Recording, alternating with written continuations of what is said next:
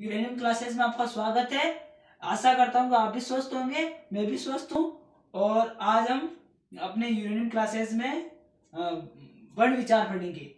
तो बिना कोई समय को व्यर्थ किए चलिए हम शुरू करते हैं। क्या पढ़ेंगे आप? भाषा एवं वर्ण विचार। वर्ण विचार क्या पढ़ेंगे हम? वर्ण विचार। मनुष्य को अपने विचारों का आदान प्रदान करने के लिए भाषा की जरूरत होती है। और भाषा का निर्माण वाक्यों से होता है, वाक्यों का निर्माण सार्थक शब्द से होता है और शब्दों का निर्माण पद से होता है। तो भाषा का निर्माण वाक्यों से होता है, सार्थक शब्द से, सार्थक शब्द से पद बनते हैं, पद से स्वरूप निखर कर आता है।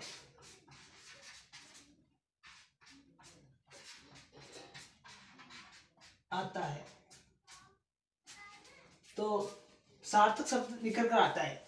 तो हम भाषा सार्थक शब्द से पद होता है, पद से भाषा का स्वरूप उसके बाद निकल कर आता है।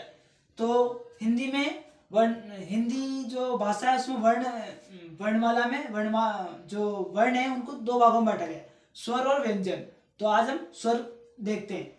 स्वर दो भागों में बांटा गया है। पहला है स्वर, दूसरा है व्यंजन।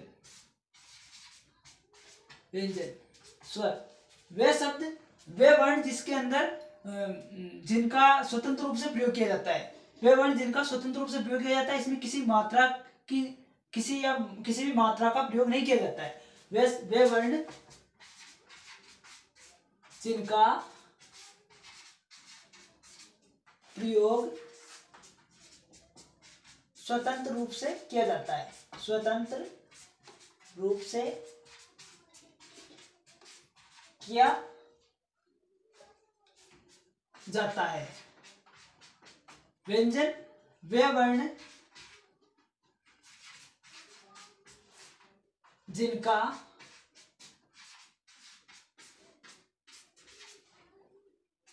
प्रयोग स्वरों की सहायता से किया जाता है, स्वरों की सहायता से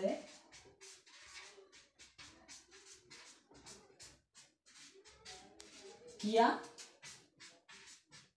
जाता है, स्वरों की सहायता से किया जाता है। तो हम देखते हैं स्वर कौन कौन से हैं। तो सामान्यतः स्वरों को दो भागों में बांटा गया है। सामान्यतः स्वरों को दो भागों में बांटा गया है। कौन कौन से हैं? पहला ह्रस्व स्वर,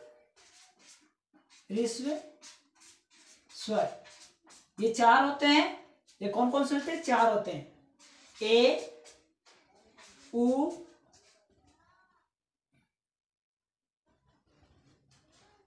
आई और री, ये ह्रस्व स्वर।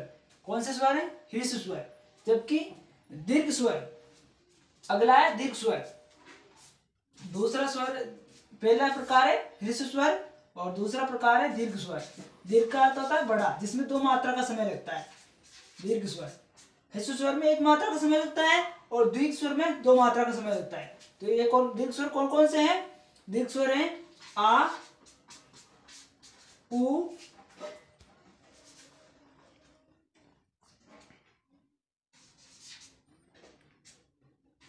ओ, औ,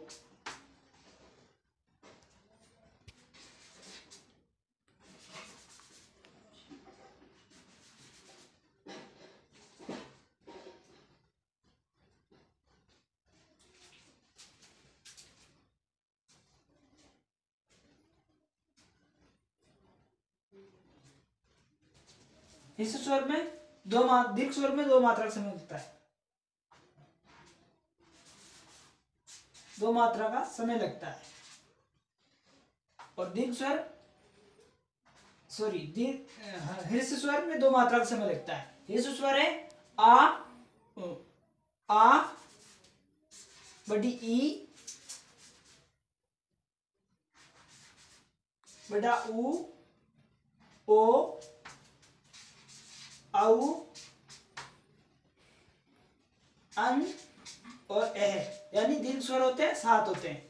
दीर्घ स्वर कितने होते हैं? 7 होते हैं। ह्रस्व स्वर होते हैं 4, ए, ई, उ और री, ये होते हैं दीर्घ स्वर। तो हम देखते हैं स्वरों का विभाजन जीवा की स्थिति के अनुसार। स्वरों का विभाजन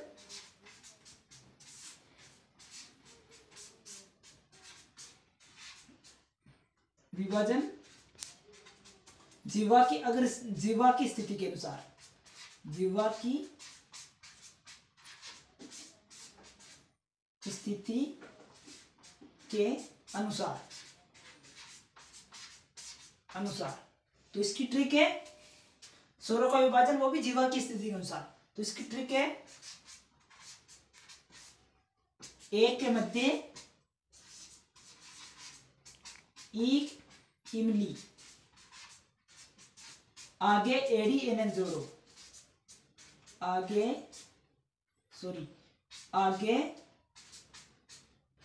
एडी ऐनक जोड़ो, ऐनक जोड़ो। शेष बच्चे को, जो शेष बचे हुए वर्ण है उनको बंधु मेरे पीछे छोड़ो, उनको बंधु मेरे पीछे छोड़ो, बंधु मेरे पीछे छोड़ो। तो इसकी ट्रिक है। तो हम देखते हैं, पहला है अग्र स्वर, दूसरा है मध्य स्वर, जिसमें जीवा के मध्य भाग में प्रयत्न किया जाता है। अग्र स्वर में जीवा के अग्र भाग में प्रयत्न किया जाता है। और तीसरा है पश्च स्वर, जिसमें जीवा के जो पश्च भाग है उसमें प्रयत्न किया जाता है। तो ए मध्य स्वर आ जाएगा, ए के मध्य ई की मिली, ए मध्य स्वर आ जाएगा, और ई की मिली एडी एन को आगे जोड़ो,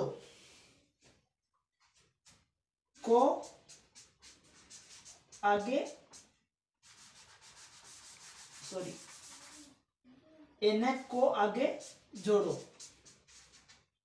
शेष बचे हुए हैं उनको पीछे छोड़ना है।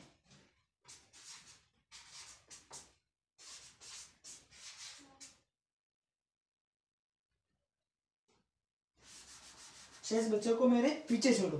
तो इमली अग्र स्वर में आ जाएगा, छोटी ई यानी इमली, और एडी आ जाएगी, और एनक, ये स्वर हो जाएंगे अग्र स्वर। कौन से स्वर हो जाएंगे? अग्र स्वर। आगे एडी ई इमली, आगे एडी एनक जोड़ो, जो शेष बचे हैं उनको मेरे पीछे छोड़ो, पीछे पश्च स्वर हो जाएगा। पश्च स्वर में कौन से वर्ण आएंगे? जिसमें आ जाएगा ऊ, बड़ा ऊ, बड़ा ऊ, आ, ओ और औ। तो वापस देख लेते हैं एक बार वर्ण विचार।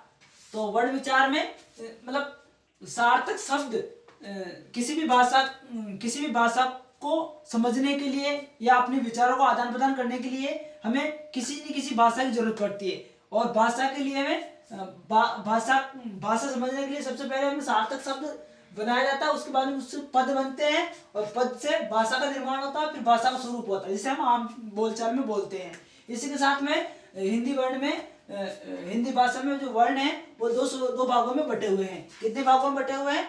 2 भागों में।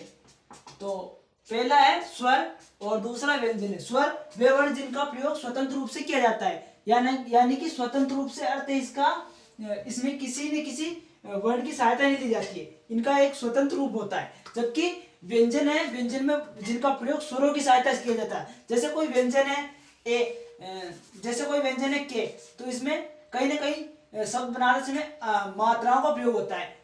उसी के हिसाब से इसमें इनका प्रयोग जो इनके प्रयोगों में स्वरों की सहायता ली जाती है। स्वरों को 2 भागों में बांटा गया है। कौन कौन से भाग है? दीर्घ स्वर और ह्रस्व स्वर। दीर्घ का अर्थ होता है, ह्रस्व स्वर का अर्थ होता है छोटा, यानी जिसमें एक मात्रा का समय लगता है। ये कितने वर्ण है? ये 4 है। ए ई उ री, ये 4 वर्ण है। दीर्घ ह्रस्व स्वर है, जबकि दीर्घ स्वर जिन वे वर्ण स्वरों का वे वर्ण जिसमें 2 मात्रा का समय लगता है, इन्हें द्विमात्रिक वर्ण भी बोलते हैं। ये कितने हैं? 7 हैं। अब है अगला स्वरों का विभाजन, वो भी जीवा की स्थिति के अनुसार। तो इसको समझने के लिए ट्रिक है, ए के मध्य ई की मिली, आगे एडी ए न जोड़ो, शेष बचे हैं उसको बंधु मेरे पीछे छोड़ो। ए मध्य स्वर हो जाएगा, और ई इमली आगे एडी एनक जोड़ो, तो ई इमली आगे एडी और एनक, ये 4 वर्ण आ जाएंगे अग्र स्वर में। जबकि जो शेष बचे हुए हैं उ, छोटा उ, बड़ा उ, आ, ओ और औ, ये पस स्वर में आ जाएंगे। तो जैसा कि आप लोगों ने देखा, समझा, और आशा करता हूं कि आप इसी तरह समझते रहेंगे, देखते रहेंगे, और मिलते हैं नेक्स्ट वीडियो में। Thank you.